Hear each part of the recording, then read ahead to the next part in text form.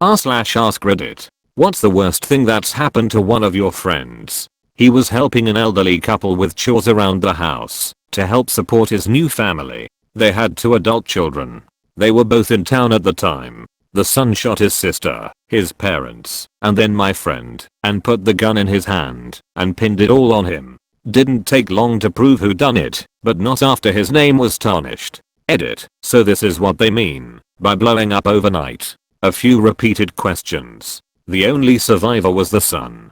The police figured it out soon enough because of GSR and no defensive wounds. I still don't know why he did it. My friend's family is a wreck. His mom took his child, the GF didn't care from what I know, and went back to her home country because her son and grandson were the only family she had. Yes, I live in America. A few people in the comments narrowed it down further, but I will not. I also have 2 more stories. Story 1, a cable guy went crazy and raped a mom in front of her kids and then set the house on fire. Only the mom survived. The daughter I knew almost make it out. She was found half in and half out of a window. Story 2, a friend was at a house party when another friend came over to the house and shot him point blank in the head. Dozens of witnesses. He ditched the gun a few blocks away and they found him 3 states away 2 days later. He is still on trial for that one. She worked as a bartender and her fiance came in drunk out of his mind and acting strange. She had to tell him she couldn't serve him. He left upset. She went home a few hours later and found him trying to rape her teen daughter. My friend fought him. He cut open her face from forehead to chin. She said she could see her own facial bones. He held them hostage for hours. She knocked him out with a bat and carried her daughter banging on all the neighbors' doors. Finally someone opened up and got the cops. He was on the run for a while but finally caught. Her piece of shit ex-fiance was sentenced to 58 years. She has a huge deep scar on her face. Her daughter is still a sweet young lady who has kept a positive mindset.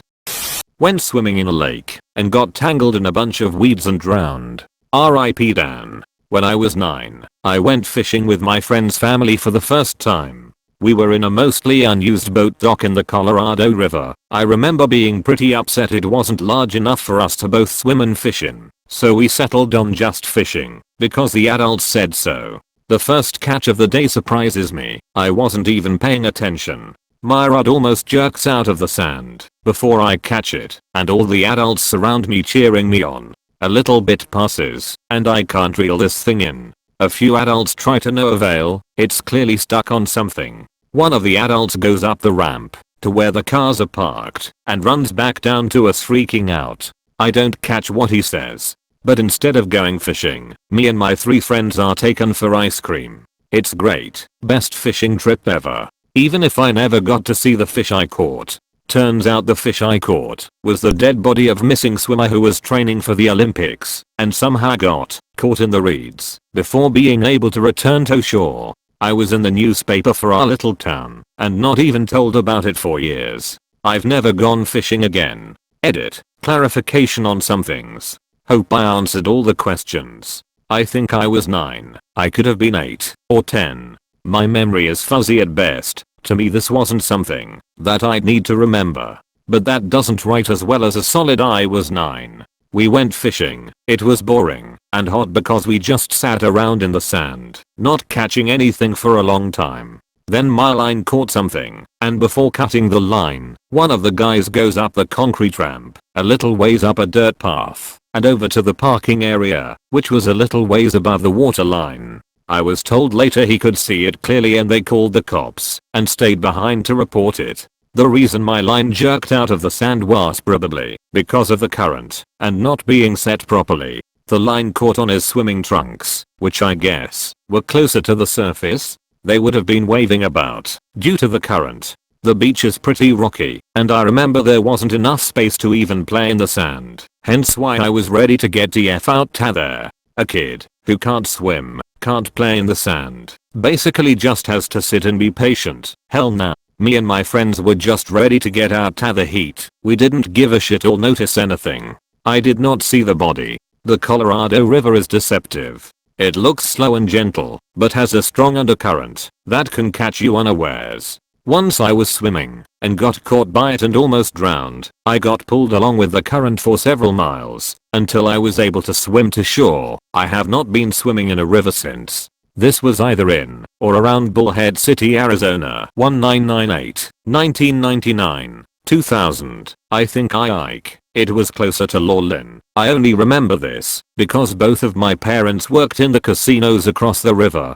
For anyone familiar with the area, the river can be very treacherous. Again, memory is not great. I tried looking up an article, but couldn't find anything. I remember being showed later by my friend's dad or maybe my mom, who saved it. The picture wasn't of the guy, but of two speeding cop boats and serious looking police officers on the water.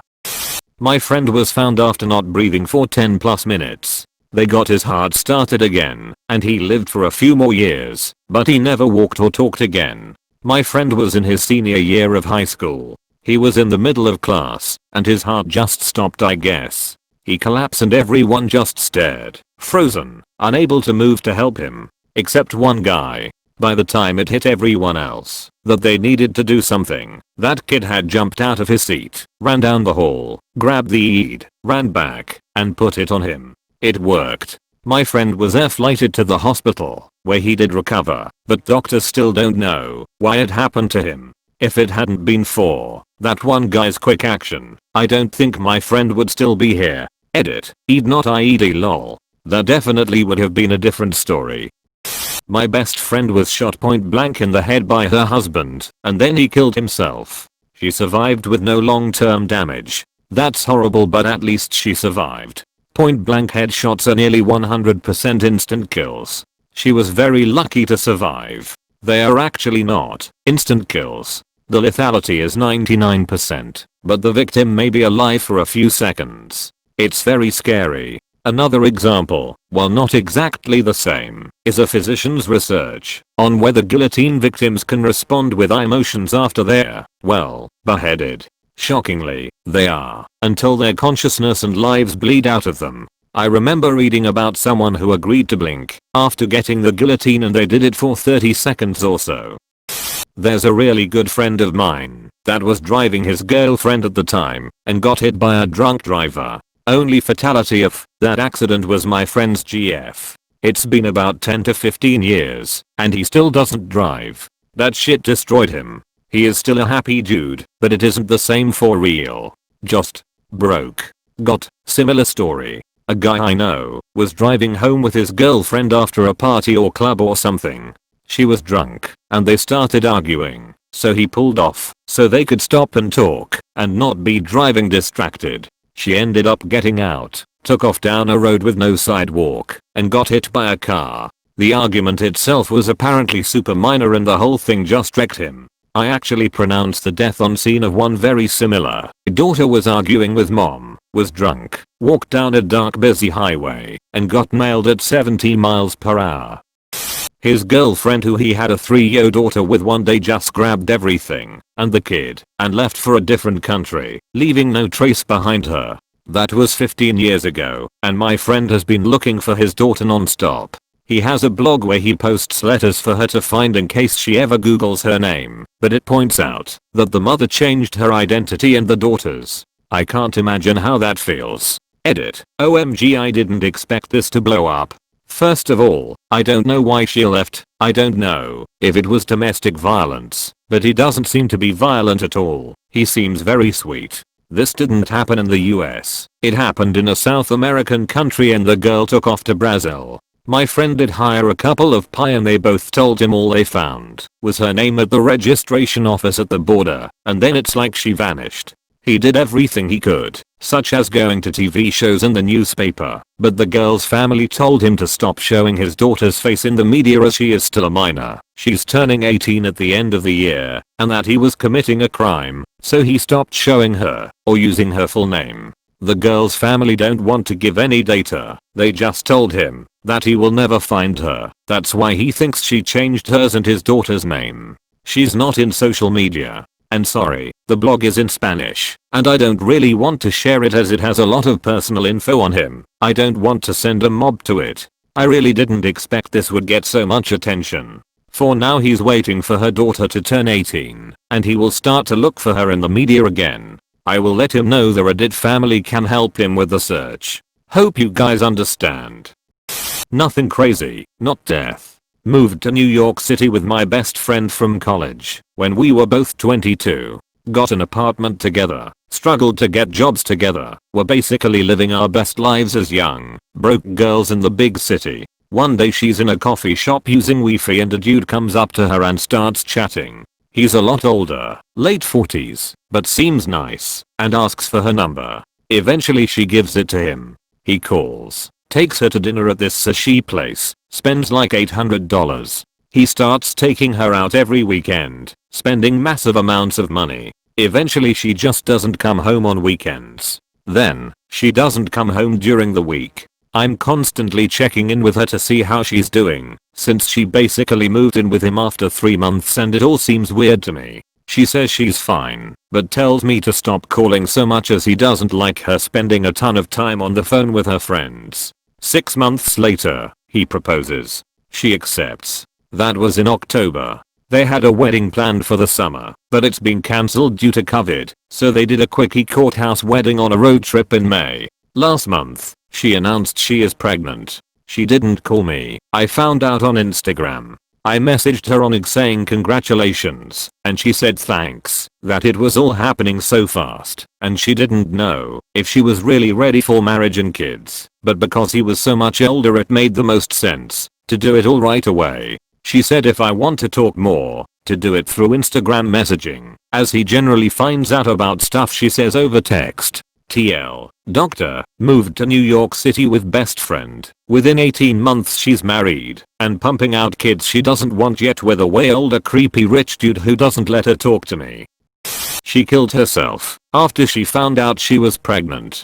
We hadn't even been out of high school for a year. I couldn't go to her funeral because I was training in the army. I still dream about her sometimes. I miss you, Nicole. A girl from my high school killed herself 2 days before graduation day. She was in the same class as my brother-in-law, which is how I know the details. The senior prank was camping out on the football field, which had a parking lot on a hill, where anyone could watch everything happening at the school. From this vantage point, cops watch the seniors hang out, drink alcohol, and roam the campus. A building was left unlocked so some of the kids went inside but no one stole or damaged anything. When the seniors all went back to their tents for the night, the cops came and arrested them for breaking and entering, trespassing, minor in possession, etc. Most of the kids were the good kids who were going to college. Many planned to be pre-med. This girl was told, while still drunk, that she would have all her scholarships taken away. She wouldn't be allowed to walk at graduation. Her admission to undergrad would be revoked, and that she would never get into med school. Essentially she was told that her life was over. She ended up hanging herself, and her mom found her the next morning. I saw where her older sister was looking through Facebook messages a few months later, and found a message from that morning, where her sister had made a new account after her parents took her phone away. The older sister didn't see the message, because she wasn't friends with the new profile on Facebook.